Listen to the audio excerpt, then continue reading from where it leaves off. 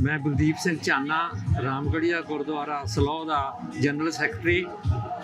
मैं आप जी ਨੂੰ ਖਾਲਸਾ ਦੇ ਸਾਜਨਾ ਦਿਵਸ ਦੀ ਲੱਖ ਲੱਖ ਵਧਾਈ ਦਿੰਦਾ ਹਾਂ। ਅੱਜ ਸਾਡੇ ਰਾਮਗੜੀਆ ਗੁਰਦੁਆਰਾ ਤੋਂ ਸਿੰਘ ਸਭਾ ਗੁਰਦੁਆਰਾ ਜੋ ਉਹਨਾਂ ਦਾ ਸੈਂਟਰ ਹੈ ਉੱਥੇ ਲਈ ਜੋ ਹੈ ਨਗਰ ਕੀਰਤਨ ਅਸੀਂ ਲਿਜਾ ਰਹੇ ਹਾਂ ਹਰੇਕ ਸਾਲ ਦੀ ਤਰ੍ਹਾਂ। ਸਾਧੂ ਨੇ ਬੜੀ ਕਿਰਪਾ ਕੀਤੀ, ਬਹੁਤ ਸੋਹਣਾ ਦਿਨ ਚੜ੍ਹਿਆ ਹੈ ਤੇ ਸੰਗਤ ਹੁਮ ਹੁਮਾ ਕੇ ਦਰਸ਼ਨ ਦੇ ਰਹੀ ਹੈ ਤੇ ਆਪ ਸਾਰਿਆਂ ਨੂੰ ਖਾਲਸਾ ਦੇ ਸਾਜਨਾ ਦਿਵਸ ਦੀ ਲੱਖ ਲੱਖ ਵਧਾਈ ਹੋਵੇ। ਵਾਹਿਗੁਰੂ ਜੀ ਕਾ ਖਾਲਸਾ, ਵਾਹਿਗੁਰੂ ਜੀ ਕੀ ਫਤਿਹ।